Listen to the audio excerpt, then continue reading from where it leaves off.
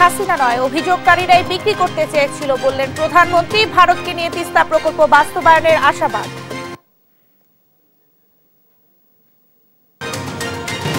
Singapore high কমিশনের কোনো সহায়তা পান না বাংলাদেশি কর্মীরা। পাসপোর্ট নবায়নে ধীরগতি, সদিচ্ছার অভাব দেখছেন বিশেষজ্ঞরা।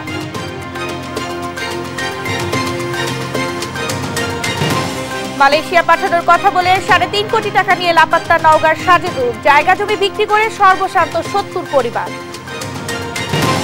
কাদা পানিতে মাখামাখি মিরপুরের রূপনগর স্টার হাউজিং এলাকার রাস্তাঘাট। কথা রাখেননি জনপ্রতিনিধিরা, এলাকাবাসীর ভোগান্তি।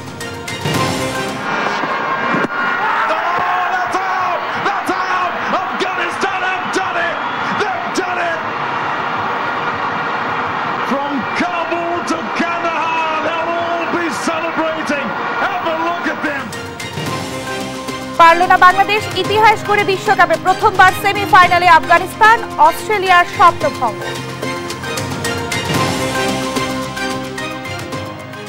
দেখছিলেন শিরোনাম সংবাদ দুপুরের, সঙ্গে আছে আমি শারমিন নাসি। ভারত সফর নিয়ে গণভবনের সংবাদ সম্মেলনে কথা বলছেন প্রধানমন্ত্রী শেখ হাসিনা। আমরা সরাসরি চলে যাচ্ছি সংবাদ সম্মেলনে। এটা লক্ষ্য করেছে যে যেখান থেকে যে প্রস্তাব। দর্শক, সম্প্রতি ভারত সফর নিয়ে গণভবনের সংবাদ সম্মেলনে কথা বলছিলেন প্রধানমন্ত্রী শেখ হাসিনা। আমরা সরাসরি সেখানে এতক্ষণ যুক্ত ছিলাম। ভাগ্য ফেরানোর জন্য প্রতি বছর হাজার হাজার মানুষ পাড়ি দেয় বিদেশে। সিঙ্গাপুরেও রয়েছে লাখ লাখ শ্রমিক, কিন্তু কোনো সমস্যায় পড়লে পাওয়া যায় না হাই কমিশনের কোনো সহায়তা। বিশেষ করে পাসপোর্ট রিনিউ করতে লাগে দীর্ঘ সময়। পাসপোর্ট নিয়ে পররাষ্ট্র বিষয়ক সংসদীয় কমিটির সভাপতি একে আব্দুল মোমেন দোষারোপ করলেন স্বরাষ্ট্র মন্ত্রণালয়কেই। আর বিশেষজ্ঞরা বলছেন সরকারের সদিচ্ছার অভাব। তৌফিক মাহমুদ মুন্নার রিপোর্ট। দক্ষিণ পূর্ব এশিয়ার অন্যতম দ্বীপরাষ্ট্র সিঙ্গাপুর। দেশটিতে বিদেশি শ্রমিকদের চাহিদা বরাবরই বেশি। গত বেশ কয়েক বছর ধরে বাংলাদেশি অভিবাসী শ্রমিকদের জন্য শীর্ষ 5 গন্তব্যের একটি এই সিঙ্গাপুর। সেদেশে বেশিরভাগ কর্মী নিয়োগ হয় নির্মাণ খাত ও জাহাজ নির্মাণ শিল্পে। গত বছর বাংলাদেশ থেকে মোট 53,265 জন শ্রমিক নিয়োগ দেওয়া হয়েছে। কেমন আছে বাংলাদেশের শ্রমিকেরা? বলছেন দিন দিন কাজ কমে যাচ্ছে, তবে নিয়ম কানুন মেনে চললে অন্য দেশ থেকে সিঙ্গাপুরের পরিবেশ অনেকটাই ভালো। সবসময় মন তো দেশেই পড়ে থাকে, মনে চায় তো পারলে প্রতি মাসেই যাই, কিন্তু যাওয়া তো আর যায় না। যখনই সময় হয় তখনই আমরা আবার চলে যাই, উড়ে যাই, মন চাই প্রতিদিন উড়ে যাই। খারাপ তো অবশ্যই লাগে, ঠিক আছে। তা অনেক সময় দেখা যায় সিচুয়েশনের উপর ডিপেন্ড করে, যাওয়ার ইচ্ছা থাকলেও যাওয়া হয় না। অনেক সময় কিছু করার নাই, অনেক সময় টাইম মেনটেনেন্স হয় না, এটা হয় না। তো দিন দিন কাজের পরিমাণ খুবই ঘাটতি, ঠিক আছে। আপনার বেতন একই কোম্পানি এক এক রকম দিতেছে। এই দিক থেকে দেখলে দেখা গেছে আপনার মানে সব মিলাই মোটামুটি এখন সিঙ্গাপুরের যে প্রবাস জীবনযাপন দিন দিন খুবই টাফ হয়ে যাইতেছে। হাই কমিশন নিয়ে অভিযোগের শেষ নেই প্রবাসী শ্রমিকদের। পাসপোর্ট নবায়ন নিয়ে রীতিমতো প্রায় হয়রানি হতে হচ্ছে তাদের, নেই কোনো সমাধান। কোনো হেল্প করে না, সাহায্য করে না। আমরা পাসপোর্ট করতে গেলে, পাসপোর্টের রিনিউয়েশন করতে গেলে আমাদের খুব হয়রানি করে। একজনে জানে না, দেখা গেছে 4 মাস আসছে পাসপোর্টের মেয়াদ, বাট হে অন ই পাসপোর্ট করবো এখন, মানে সাডেনলি আসলে ওনার অ্যাপয়েন্টমেন্টটা দেখা গেছে পাসপোর্টের মেয়াদ শেষ হয়ে যাবে, ওনার অ্যাপয়েন্টমেন্টটা আপনার দিয়ে দিছে। পরে এইগুলো সমস্যা হয়ে যায়, সম্মুখীন হয়। আমরা যখন যাই দেখা যাচ্ছে অ্যাপ্লাই করো, করো, মানে খুবই ঝামেলা করে। অন্য যেমন ইন্ডিয়ান হাই কমিশনার যে টেক কেয়ার, বাংলাদেশে আমি তো না, যে কোনো একটা জিনিস আমাদের একটা পাসপোর্ট দিলে 1 মাস লাগে, আর ওদের লাগে মাত্র 2 দিন। হাই কমিশনটা যেখানে রাখা হয়েছে, আপনি যদি গুগলও সার্চ করেন বিল্ডিংয়ের চারিদিকটা ঘুরাইবো, কিন্তু জায়গাটা দেখায় না। অন্যান্য কান্ট্রি যায়, যেমন ইন্ডিয়া যায়, আমাদের পার্শ্ববর্তী বন্ধু কান্ট্রি 5 দিন থেকে 6 দিন, আর আমাদের অ্যাপ্লাই করতে লাগে $25, আপনার পাসপোর্ট রিনিউয়ালে লাগে $210, আর এমার্জেন্সি ভাবে করতে গেলে $290। সাবেক পররাষ্ট্রমন্ত্রী ও পররাষ্ট্র বিষয়ক সংসদীয় কমিটির সভাপতি একে আব্দুল মোমেন স্বীকার করলেন হয়রানির কথা। জানান দুর্নীতির কারণে এসব সমস্যার সৃষ্টি হচ্ছে। অনেক সময় নেই, কেন সময় নেই আই ডোন্ট নো, ওদের জিজ্ঞেস করতে হবে। এন্ড দোষের ভাগী হয় পররাষ্ট্র মন্ত্রণালয়, যেহেতু তারাই ব্যাপারটা নিয়েছে। আমরা এই নিয়ে একাধিকবার হোম মিনিস্টারের সাথে বসেছি আমি মন্ত্রী থাকার সময়, এবং পাসপোর্ট অফিসটাকে ঢেলে সাজানোর জন্য অনেক চেষ্টা করেছি, কিন্তু খুব একটা সাকসেসফুল হয়নি। বিশেষজ্ঞরা বলছেন প্রবাসীদের সমস্যা সমাধানের চেয়ে হাই কমিশন ভিআইপি প্রোটোকল নিয়ে বেশি ব্যস্ত থাকে। এইখানে সমন্বয়হীনতাটা রয়েছে দূতাবাসের ক্ষেত্রে। যতই আমরা বলি না কেন যে না আমরা একসাথে কাজ করি, একই অফিসে বসলেই তো একই সাথে কাজ করা আসলে হয় না। আমাদের প্রবাসী ভাই বোনেরা তারা যোগাযোগ করেন, কিন্তু সেখান থেকে হয় ফোন কেউ রিসিভ করে না, করলেও বলেন যে পরে যোগাযোগ করবেন ইত্যাদি। এমনও আমরা জানি যে প্রবাসী কল্যাণ মন্ত্রণালয়ের যে ওয়েজ অ্যান্ড ওয়েলফেয়ার বোর্ডের ফান্ড আছে, এই লেবার কর্মকর্তারা যারা নিয়োগ হয় তাদের জন্য যে গাড়ি বরাদ্দ হয়, অর্থাৎ আমার শ্রমজীবী মানুষের টাকায় যে ওয়েলফেয়ার বোর্ড, সেই ওয়েলফেয়ার বোর্ডের টাকায় কেনা গাড়ি দূতাবাসে, সেইটা ব্যবহার হচ্ছে প্রোটোকলের জন্য। সরকারের সমন্বয়হীনতাকে দায়ী করলেন এই অভিবাসন বিশেষজ্ঞ। তৌফিক মাহমুদ মুন্না, দেশ টিভি, ঢাকা। মালয়েশিয়া পাঠানোর কথা বলে 3.5 কোটি টাকা নিয়ে লাপাত্তা নওগাঁর সাজিদুর রহমান। প্রতারিত হন বিদেশ যেতে ইচ্ছুক জেলার 70 জন। অনেকের হাতে ধরিয়ে দেওয়া হয় ভুয়া টিকিট ও ভিসা। জায়গা জমি বিক্রি করে দালালকে টাকা দিয়ে বিদেশ যেতে না পেরে সর্বশান্ত এসব মানুষ। সহকর্মী কাজী কামাল হোসেনের পাঠানো তথ্য ছবিতে আরো জানাচ্ছেন আপন উপু। মালয়েশিয়া যাওয়ার জন্য ভিসা টিকিট নিয়ে ঢাকার হযরত শাহজালাল বিমানবন্দরে আসেন রাজু, রবিউল, মাহবুব সহ আরো কয়েকজন।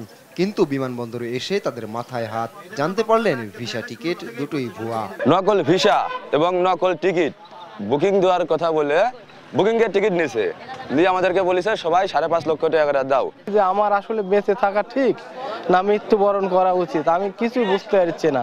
আমি টাকা দিতে দিতে আজ নিঃস্ব। এভাবে ভুয়া ভিসা টিকিট দিয়ে 70 জনের কাছ থেকে 5 লাখ টাকা করে প্রায় 3.5 কোটি টাকা হাতিয়েছে নওগাঁর আত্রাই উপজেলার জগদাস গ্রামের সাজিদুর রহমান। বর্তমানে লাপাত্তা এক সময়ের এই মালয়েশিয়া প্রবাসী সাজিদুর। গ্রামের সহজ সরল মানুষ মালয়েশিয়া যাওয়ার জন্য জমি জমা, স্বর্ণালংকার, গরু ছাগল বিক্রি ও ঋণ করে কয়েক দফায় টাকা দেন সাজিদুরকে।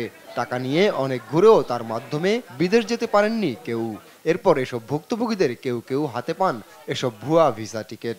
এখন সর্বশান্ত এসব মানুষের অনেকেই ঋণের চাপে বাড়ি ছাড়া। ব্যাংকের টাকা তুলেছি, সুদের টাকা লিছি, এইভাবে সুদটা নিচ্ছি। 5 লাখ টাকা কিস্তিতে তুলে দিছি, 3 বারে টাকা দিছি। আমি 5,85,000 টাকা ওর কাছে পেড দিছি, দেওয়া পরও ওই টাল বাহানা এখনো ছাড়িচ্ছে না।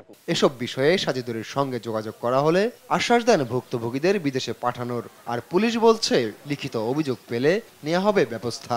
তাদের মালয়েশিয়াতে এনে যেভাবে হোক তাদের কর্ম কাজ যেটা বা কোম্পানি সবকিছু ঠিক রেখে তাদের মালয়েশিয়া এনে কাজ দেওয়া আমার লক্ষ্য হয়। অভিযোগ পেলে আমরা প্রপারলি এটি তদন্ত করব, তার যতগুলো অপরাধ প্রমাণিত হবে সবগুলোর আমরা চার্জশিট দাখিল করব এবং ভুক্তভোগী মানুষগুলো যারা টাকা দিয়ে প্রতারিত হয়েছে তাদের এই প্রতিকার যেন তারা দ্রুত পায়, এই বিষয়ে আমাদের জেলা পুলিশের পক্ষ থেকে করণীয় যা যা আছে আমরা সবগুলোই করব।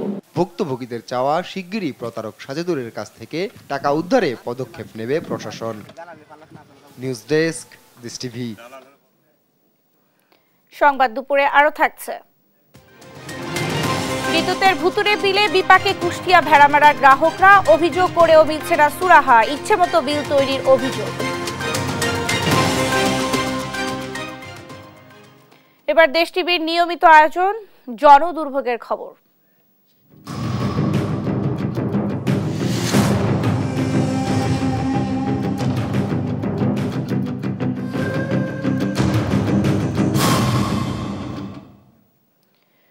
ঢাকা উত্তর সিটি কর্পোরেশনের 6 নম্বর ওয়ার্ডের রূপনগর স্টার হাউজিং এলাকাটাতে মানুষের বসবাস থাকলেও সে এলাকার চলাচলের রাস্তা পড়ে আছে 8 থেকে 10 বছর যাবৎ বেহাল দশায়। বৃষ্টিতে জলাবদ্ধতা আর এমনই সময় ঝুঁকিতে ঝাঁকুনিতে অতিষ্ঠ এই এলাকার বাসিন্দারা। এ নিয়ে খুব দীর্ঘদিনের তাদের অভিযোগ। জনপ্রতিনিধিরা বরাবর আশ্বাস দিলেও দীর্ঘ এই বছরগুলোতে হয়নি সড়কের সংস্কার। বিস্তারিত ইফতেখার রেজা রিপোর্টে। সড়কটিতে কৃষ্ণচূড়া গাছগুলোর দিকে তাকালে প্রাণ জুড়িয়ে যাবে যে কারো, তবে সড়কটিতে গাড়ি চলাচলের চিত্র দেখলে যে কারো হুশ উড়ে যাবে নিমিষেই। মালামাল নিয়ে চলাচলে পাওয়া যায় না কোনো গাড়ি। ঝাঁকুনিতে আরো অসুস্থ হয়ে পড়েন এই এলাকার পথচারীরাও। 7 মাস আগে আমাদের মেয়র আসছিল, বিটি বালু ফেলাবার পরে উনি একদিন আসছে, সুন্দর করছে। তারপরে বৃষ্টি হওয়ার পরে শুধু প্যাক হইছে। একদিন আসছে, খুব আরামে আসছে। তারপরে কাদা আর কাদা। 1 বছর চাউল নিয়ে আসতে চাইলেও আসতে চায় না, বলে যে রাস্তা ভাঙা যাবে না। বাজার নিয়ে আসতে চাইলেও আসতে চায় না, হাঁটতে আসা লাগে। চাক্কা চুক্কা বইসা যায়, লোকজন উঠতে পারে না, মানুষ চলাফেরায় কষ্ট হয়, চাক্কা মুচকায় ভাঙ্গে যায়। এই পথ দিয়ে রোগী নিয়ে চলাচলে যেমন সমস্যায় পড়তে হচ্ছে প্রতিনিয়ত, তেমনি ছোট শিশুরাও দুর্ঘটনার শিকার হচ্ছে এই পথে চলতে গিয়ে। বলছে তো সরাসরি, তো এটা এমপি সাহেব তো এটা উদ্যোগ নিছিল যে কাজ করবে নির্বাচনের পরে, উনি তো বলছিল আইসা, কিন্তু তারপরে তো কোনো উদ্যোগ নিল না এখনো পর্যন্ত। এটা অনেক আগের থেকে সমস্যা, এটা শুনছি খালি ঠিক হবে এই পর্যন্তই রয়েছে। একটা 6 মাসের বাচ্চা মহিলা গর্ভবতী, তাই এনতে লয়ে মেডিকেলে যাইতে ডেলিভারি রিস্কার মাদান আনে তো গাড়ির মাদান হয়ে দেবো। আপনার রাস্তায় যদি পানি জমে, কোনটা ভাঙ্গা কোনটা ভালো এটা তো দেখেন না, রাস্তা নামায় দিব তা পোল্ট্রি খেয়ে পড়ে যাবে, এই চলতেছে। রাস্তা অনেক বড় বড় গর্তা, এই গর্তাতে ভালো ভালো দুর্ঘটনা হয়, 2 দিন 1 দিন পর পরই দুর্ঘটনা এখানে ঘটেই। বারবার প্রতিশ্রুতি দেওয়া হলেও সংস্কার করা হয়নি এই সড়ক, অভিযোগ এলাকাবাসীর। এখানে ওখানে পানি জমে থাকে প্রচুর, তো সেক্ষেত্রে আমাদের অনেক কষ্টকর হয়ে যায়। চলতে সময় গাড়ি থেকে অনেক সময় বাচ্চা পোলাপান কাইতে পড়েও যায়, গাড়ি কাইতে পড়ে যায়, অনেক সময় দেখা গেছে ব্যানের পিচ দিয়ে মাল পড়ে যাইতেছে।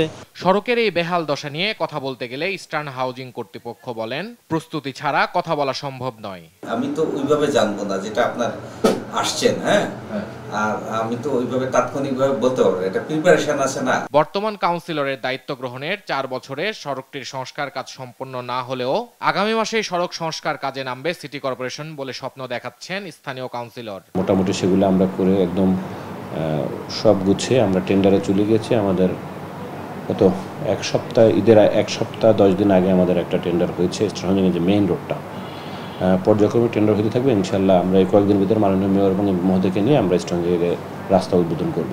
1 দশকের দুর্ভোগ থেকে শীঘ্রই মুক্তি মিলবে এমন প্রত্যাশা এই সড়কে চলাচলকারীদের। ইফতেখার রেজা, দেশ টিভি, ঢাকা। বৃষ্টি না হওয়ায় উন্নতি হয়েছে সুনামগঞ্জ, মৌলভীবাজার ও হবিগঞ্জের বন্যা পরিস্থিতি। সুনামগঞ্জে নদ নদীর পানি কমতে থাকায় আশ্রয় কেন্দ্র থেকে ফিরতে শুরু করেছেন বানভাসী মানুষ। বন্যার তাণ্ডবে সবচেয়ে ক্ষতিগ্রস্ত হয়েছে দোয়ারা বাজার, ছাতক ও সুনামগঞ্জ সদর। এদিকে বন্যায় হবিগঞ্জের নবীগঞ্জে 40 হেক্টর জমির শাকসবজি ও 25 হেক্টর আউশ ধানের ক্ষতি হয়েছে। তবে মৌলভীবাজারে এখনো বাড়িঘরে পানি থাকায় হাওড় অঞ্চলের প্রায় 3 লাখ মানুষ পানিবন্দী। জেলায় মনু ও ধলাই নদীর পানি বিপদসীমার নিচে থাকলেও কুশিয়ারার পানি বিপদসীমার উপর দিয়ে প্রবাহিত হচ্ছে। এতে সবচেয়ে দুর্ভোগে পড়েছেন হাওর বেষ্টিত কুলাউড়া, জুড়ি ও বড় লেখার মানুষ।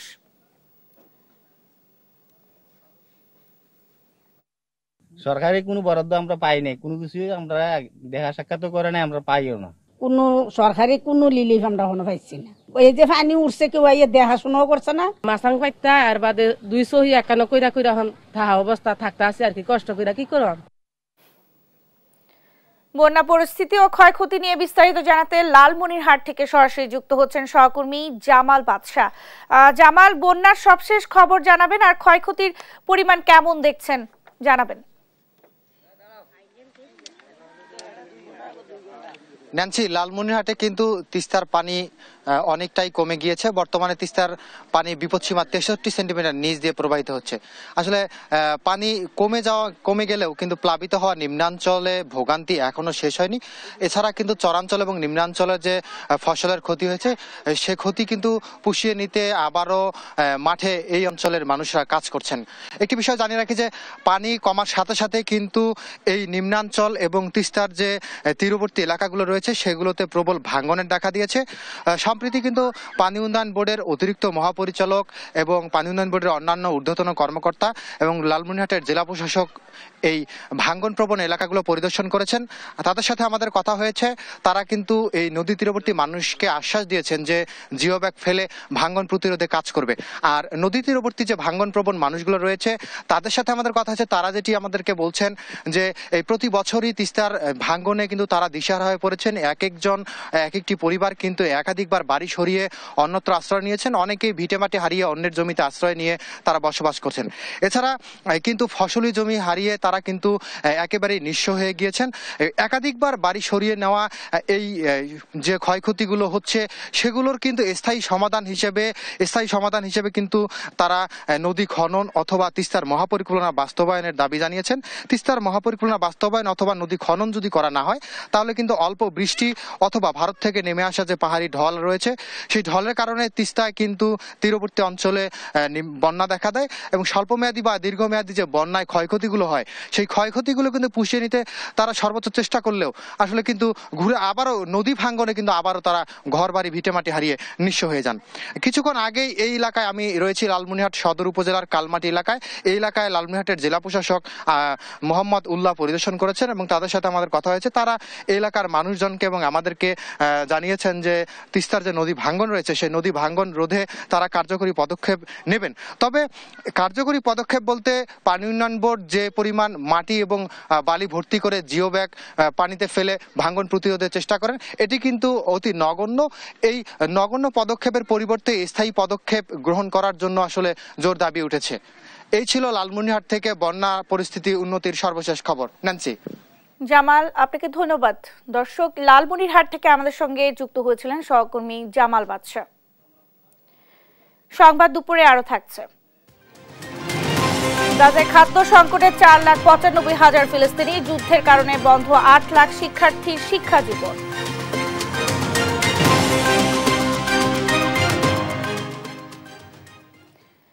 বিদ্যুৎ বিভাগের কর্মকর্তা কর্মচারীদের অনিয়ম ও দুর্নীতির কারণে চরম বিপাকে কুষ্টিয়ার ভেড়ামারা উপজেলার হাজার হাজার গ্রাহক। ব্যবহার না করেও মাসের পর মাস গুনতে হচ্ছে অস্বাভাবিক বিদ্যুৎ বিল। এ নিয়ে বিদ্যুৎ অফিসে ঘুরেও মিলছে না কোনো সুরাহা। গ্রাহকদের অভিযোগ, মিটার না দেখে অফিসে বসেই ইচ্ছে মতো বিল করে লাখ লাখ টাকা হাতিয়ে নিচ্ছে ওজোপারিকর কর্মকর্তারা। ইরফান রানার ক্যামেরায় কুষ্টিয়া থেকে নাহিদ হাসান তিতাসের রিপোর্ট। কুষ্টিয়ার ভেড়ামারা ওজোপাটিকা অফিসে আসা এই মানুষগুলো জানেও না কিভাবে করা হয় বিদ্যুৎ বিল, কেনই বা তা বাড়ে কমে। শুধু জানেন একই পরিমাণ বিদ্যুৎ ব্যবহার করেও গত কয়েক মাস ধরে তাদের বিদ্যুৎ বিল বেড়েছে আগের তুলনায় কয়েক গুণ। কারো কারো 1000 টাকার বিল ঠেকেছে 8000 টাকায়। এমন অস্বাভাবিক ভুতুড়ি বিলের ফাঁদে পড়ে হাজার হাজার গ্রাহক দিনের পর দিন ঘুরছেন বিদ্যুৎ অফিসে। এরা আমাদের মিটার ভাড়া নেয়, ডিমান্ড চার্জ নেয়, সব নেয়, কিন্তু আমাদের সার্ভিসটা ঠিক মতো তো দেয় না। আবার অফিসে এসে সমস্যার সমাধানটা তো আমাদের করে দেয় না। প্রত্যেক মাসে 10 থেকে 15 মিনিট কারেন্ট পোড়ায়, সেখানে আসছে 240 ইউনিট, মানে 3500 টাকা বিদ্যুৎ বিল, মাথা নষ্ট করার মতো। অফিসের লোক সাহেব দাস বসে করে না, আবার বসে যায় রেডিং, বসে মিটার পাল্টান। গ্রাহকদের অভিযোগ, মিটার না দেখে অফিসে বসেই ইচ্ছে মতো বিল করে লক্ষ লক্ষ টাকা হাতিয়ে নিচ্ছে ওজোপাটিকর কর্মকর্তারা। এমন ভুতুড়ি বিলের হাত থেকে মুক্তি চায় তারা। যেখানে ওরা চুরি করে, ওদের যেখানে লাইন ভাড়া দেওয়া আছে, অবৈধ লাইন আছে, এই অ্যাডজাস্টটা বা ওদের যে সিস্টেম লস আছে এটা জনগণের উপর এইভাবে তারা চাপাই দেয়। চোখে ধুলা পড়ছে বা দেখতে পায় নাই, আর দেখতে পায় নাই 1 মাস যেতে পারে, 2 মাস 3 মাস এরকম হতে পারে না। আমি যেটা ইউজ করছি আমি সেই বিল দিব, আমি যে বিল ইউজ করি না আমি সেই বিলটা কেন দিব? এদিকে গ্রাহকদের অস্বাভাবিক ভুতুড়ি বিলের অভিযোগের সত্যতাও মিলেছে বিদ্যুৎ বিভাগের এই অফিস সহকারীর কথাই। যেগুলো হয়েছিল কিছু ভুল ত্রুটি ছিল সেগুলো আমরা অলরেডি রিমুভ করে দিয়েছিলাম, সেটা গত মাসে, এই মাসে তো কোনো বেড়ে যায়নি। তবে নিজেকে সৎ দাবি করে ভেড়ামারা ওজোপাটিকা অফিসের এই কর্মকর্তা বলছেন একদিনে সবকিছু পরিবর্তন করা সম্ভব নয়। আমি দায়িত্ব নেওয়ার পরে আমি আমার জায়গা থেকে শতভাগ চেষ্টা করেছি ফেয়ার, মানে একদম ক্লিন একটা পরিস্থিতি তৈরি করতে। তো ওই একদিনে কিন্তু হুট করে রেভলিউশনারি চেঞ্জ করা আসলে সম্ভব না। হ্যাঁ, আমাকে সময় দিতে হবে। বিদ্যুৎ বিভাগের এমন অনিয়ম ও দুর্নীতির সাথে জড়িতদের বিরুদ্ধে দ্রুত ব্যবস্থা গ্রহণের দাবি ভুক্তভোগী গ্রাহকদের। নাহিদ হাসান তিতাস, দেশ টিভি, কুষ্টিয়া। গুলশানে বিএনপি চেয়ারপারসনের কার্যালয়ে সংবাদ সম্মেলনে কথা বলছেন বিএনপি মহাসচিব মির্জা ফখরুল ইসলাম আলমগীর। সরাসরি যাচ্ছি তার বক্তব্যে। তিস্তা সহ অভিন্ন নদীগুলির পানি বন্টনের কোনো চুক্তি না করা, সীমান্তে বিএসএফ কর্তৃক বাংলাদেশি নাগরিকদের হত্যা বন্ধ না করা, একতরফাভাবে ভারতকে সকল প্রকার সুবিধা প্রদান করে বাংলাদেশের স্বার্থ ব্যাপকভাবে পূর্ণ করা হয়েছে। কানেক্টিভিটি নামে বাংলাদেশের অভ্যন্তরে ভারতের এক প্রান্ত থেকে আরেক প্রান্ত পর্যন্ত রেল যোগাযোগ, ডাক ও টেলি যোগাযোগের সমঝোতা, কৌশলগত অপারেশনাল খাতে সামরিক শিক্ষা সহযোগিতা, ঔষধ সংক্রান্ত সমঝোতা, বাংলাদেশের জলসীমায় ভারতের অবাধ বিচরণ, ভারতের ইন স্পেস, বাংলাদেশের ডাক ও টেলিযোগাযোগ মন্ত্রণালয়ের সমঝোতা, রেল মন্ত্রণালয়ের মধ্যে সমঝোতা, সমুদ্র বিষয়ক গবেষণায় দুই দেশের সমঝোতা ইত্যাদি সমঝোতাগুলোতে বাংলাদেশের স্বার্থ ক্ষুণ্ণ হয়েছে। ভারতকে সকল প্রকার সুবিধা প্রদানের বিনিময়ে ভারতের কাছ থেকে বাংলাদেশের কোন স্বার্থ আদায় করতে শেখ হাসিনা সম্পূর্ণ ব্যর্থ হয়েছেন। এই ম্যান্ডেটবিহীন সরকারের নতজানু পররাষ্ট্রনীতির বহিঃপ্রকাশই এটা। এই অবৈধ সরকার অপরিকল্পিতভাবে বাংলাদেশকে ভারতের উপর নির্ভরশীল করে ফেলছে। সবাই এই চুক্তিগুলোকে বাংলাদেশের স্বার্থবিরোধী হওয়ায় বিএনপি এই চুক্তিগুলি প্রত্যাখ্যান করছে। এই বিষয়ে বিস্তারিত তথ্য সম্বলিত সংবাদ সম্মেলন আগামী 28 জুন 2024 বিকাল 3টায় এই চেয়ারপারসনের ঘোষণা সভাতে অনুষ্ঠিত হবে। 4 সবাই সম্প্রতি মিয়ানমার কর্তৃক বাংলাদেশের টেকনাফ থেকে সেন্ট মার্টিন পর্যন্ত জলসীমায় নির্বিচারে গুলিবর্ষণের ফলে বাংলাদেশের মূল ভূখণ্ডের সঙ্গে সেন্ট মার্টিনের যোগাযোগ বন্ধ হওয়ায় গভীর উদ্বেগ প্রকাশ করা হয়। সবাই মনে করে এই অবৈধ সরকারের নতজানু পররাষ্ট্রনীতির কারণেই বাংলাদেশের সার্বভৌমত্ব বারবার হুমকির সম্মুখীন হচ্ছে। এই বিষয়ে অবৈধ সরকার জনগণকে সুস্পষ্টভাবে কোন তথ্য সরবরাহ করছে না। সভা অনতিবিলম্বে মিয়ানমার কর্তৃক বাংলাদেশের সীমান্ত গুলিবর্ষণ বিষয়ে জনগণের নিকট সঠিক ব্যাখ্যা প্রদানের জন্য সুষ্ঠু ব্যাখ্যা প্রদানের জন্য সরকার সুস্পষ্ট ব্যাখ্যা প্রদানের জন্য সরকারের নিকট আহ্বান জানায়। 5 সভায় বৃহত্তর সিলেট বিভাগের বন্যা পরিস্থিতি নিয়ে আলোচনা হয়। সভা মনে করে কিশোরগঞ্জে হাওরের মাঝখানে সড়ক নির্মাণ, বেশ কিছু এলাকায় মাটি ভরাট করে কয়েকটি স্থাপনা নির্মাণ করায় ভারত থেকে নেমে আসা পাহাড়ি ঢলের পানি দ্রুত নিষ্কাশিত না হওয়ার কারণে এই ভয়াবহ দুর্যোগ সৃষ্টি হচ্ছে। সিলেট, সুনামগঞ্জ শহর সহ বিভাগের বিস্তীর্ণ এলাকায় পানির তলে তলিয়ে যাওয়ার অসংখ্য মানুষ সীমাহীন দুর্দশার মধ্যে পড়েছে। দুর্গত এলাকায় সরকারের কোন ত্রাণ তৎপরতা দেখা যায়নি। অবিলম্বে ক্ষতিগ্রস্ত ব্যক্তিদের ক্ষতিপূরণের জন্য সভায় দাবি জানানো হয়। বিএনপির একটি ত্রাণ টিম অতি দ্রুত সিলেট সফর করে প্রয়োজনীয় ব্যবস্থা গ্রহণ করবে। সভায় গত 1 মাসে ঔষধের মূল্য শতকরা 10 থেকে 40% বৃদ্ধি পাওয়া, সেই সঙ্গে নিত্য প্রয়োজনীয় দ্রব্যের অস্বাভাবিক মূল্য বৃদ্ধি গভীর উদ্বেগ প্রকাশ করা হয়। সবাই এই মূল্য বৃদ্ধিতে সাধারণ জনগণের এই দুর্ভোগের জন্য সরকারের দুর্নীতি ও ভ্রান্ত নীতিকে দায়ী করে। দর্শক, গুলশানে বিএনপি চেয়ারপারসনের কার্যালয়ে সংবাদ সম্মেলনে কথা বলছিলেন বিএনপি মহাসচিব মির্জা ফখরুল ইসলাম আলমগীর। আমরা সরাসরি সেখানেই যুক্ত ছিলাম। প্রাইমারি শিক্ষা পর্যায়ক্রমে 8ম শ্রেণী পর্যন্ত হবে। শিক্ষার্থীরা বিনা বেতনে লেখাপড়া করবে বলে জানিয়েছেন প্রাথমিক ও গণশিক্ষা সচিব ফরিদ আহমদ। সকালে সচিবালয়ে জাতীয় প্রাথমিক শিক্ষা সপ্তাহ উপলক্ষে সংবাদ সম্মেলনে সাংবাদিকদের এই কথা বলেন তিনি। জানান, প্রাথমিকে এখনো মূল্যায়ন পদ্ধতি চূড়ান্ত হয়নি। 1 বছরের মধ্যে সব কিন্ডারগার্টেন স্কুলকে নিবন্ধনের আওতায় আনা হবে। এবার 3 ক্ষেত্রে 18 ক্যাটাগরিতে 126 জন প্রাথমিক শিক্ষা পদক পাচ্ছেন। প্রধানমন্ত্রীর হাত থেকে 54 জন পদক গ্রহণ করবেন। কারিকুলাম প্রণয়ন এবং আমাদের যে মূল্যায়নের জন্য যেটি আপনি বলেছেন, এটি এখনো চূড়ান্ত হয়নি। তারা আমাদের সাথে শেয়ার করেছে। তারা যে 7 গ্রেডে অথবা 5 গ্রেডে যেটা মূল্যায়ন করতে চাচ্ছে, আমাদের কিছু অবজারভেশন আছে আমাদের প্রাথমিকে কিভাবে হলে ভালো হয়। আমরা সেই অবজারভেশনগুলো ইতিমধ্যে আমরা এনসিটিভি কে দিয়েছি। এনসিটিভির সাথে আমরা যৌথভাবে, এটা কিন্তু এখনো চূড়ান্ত হয়নি। 2018 সালে 31 থেকে 50 শয্যায় উন্নতি করা হয় নাইক্ষ্যংছড়ি স্বাস্থ্য কমপ্লেক্সকে। গেল 6 বছর পার হলেও এখনো পূরণ হয়নি জনবল। 31 শয্যা পরিচালনার মতো লোকবলও নেই হাসপাতালটিতে।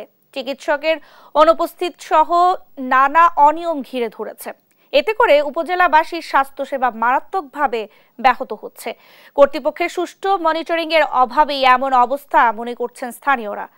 বান্দরবান থেকে সহকর্মী আবুল বাশার নয়নের পাঠানো প্রতিবেদন। সময় সকাল 11টা। সাংবাদিকের উপস্থিতি টের পেয়ে বড়কর্তার দরজায় লাগানো বায়োমেট্রিক মেশিন চালু করছেন হাসপাতালের টিকিট কাউন্টারে দায়িত্বে থাকা এক কর্মী। এর কিছুক্ষণ পর 11টা 27 মিনিটে সিএনজি গাড়িতে চড়ে হাসপাতালে এলেন স্বাস্থ্য ও পরিবার পরিকল্পনা কর্মকর্তা ডাক্তার AZM সেলিম। অন্যদিকে জরুরি বিভাগের সামনে চিকিৎসা প্রার্থী নারী পুরুষের দীর্ঘ লাইন। ভেতরে চিকিৎসা দিচ্ছেন এক উপসহকারী কমিউনিটি মেডিকেল অফিসার। বান্দরবানের নাইখুংছড়ি স্বাস্থ্য কমপ্লেক্সের প্রতিদিনকার চিত্র এটি। সরকারি এই হাসপাতালটিতে যন্ত্রাংশ থাকলেও পাহাড়ি প্রত্যন্ত অঞ্চল থেকে আসা অসহায় রোগীদের প্রাথমিক চিকিৎসা না দিয়েই কক্সবাজার হাসপাতালে রেফার করা হয়। আর ডাক্তারদের ভূমিকায় কাজ করেন নার্স। এভাবেই চলছে হাসপাতালটির স্বাস্থ্যসেবা। একদিন হয়ে গেছে ডাক্তার আসে নাই, নার্স দেখছে।